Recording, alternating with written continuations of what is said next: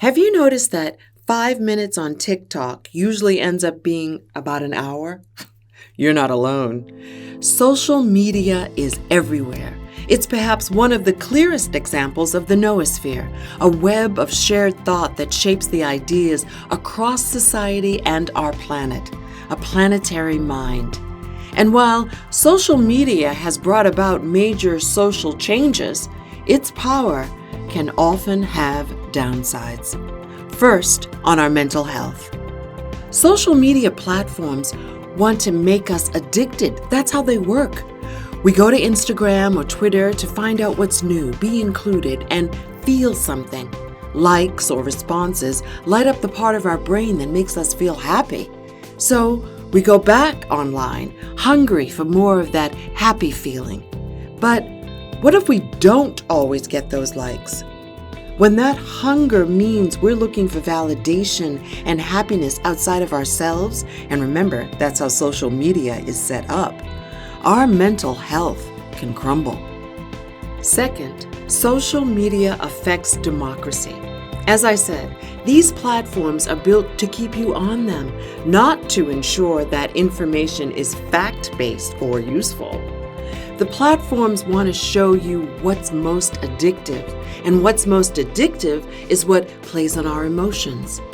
We want to share our outrage, and we don't always check or care if the post is totally true. And of course, social media furthers our biases. It shows us more of what we already like. The TikTok algorithm just replays our patterns. Great, here's more dogs doing silly stuff, or here's more sexy dances you can learn. And YouTube intentionally shows more and more outrageous versions of whatever you're watching, playing on emotions to keep you addicted. And studies have shown that's how extremism builds. And sure, maybe you know this stuff and feel you can outsmart the bad effects. But the rate at which these platforms update their software is far beyond our ability to adapt. Fear and negativity sells. The comparison, the shoulds, the FOMOs. And that's part of how they keep you on the platform, rather than present in your life. Consider that the way platforms fight for your attention, the ideas on them, the memes, the news, the trends, fight for space in the noosphere. If your attention is so worth fighting for, updating these apps constantly, keeping your eyeballs glued, giving you what you want, do you realize your power? Your attention is so valuable, and what you give it to grows power in the noosphere. So if after a couple of hours on TikTok, you wake up from the trance feeling empty or angry rather than fascinated and fulfilled, check in with your habits.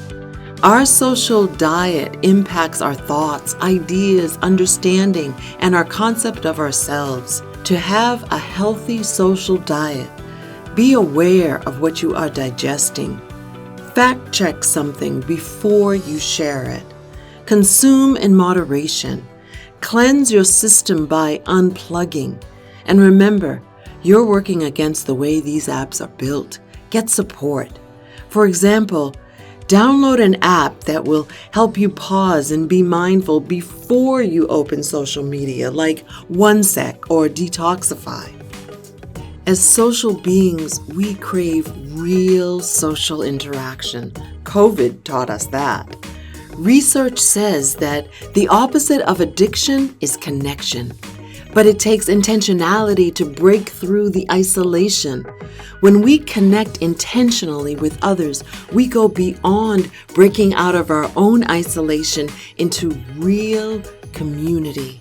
The noosphere isn't only online either.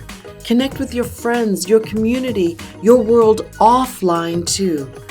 Try a book club, a walk instead of a FaceTime. Join a bowling league or share a cup of coffee. The connection we crave can be generated anywhere. You can steer the noosphere. Give your attention, your valuable attention, to what you want to grow in yourself, in the world, and in the noosphere.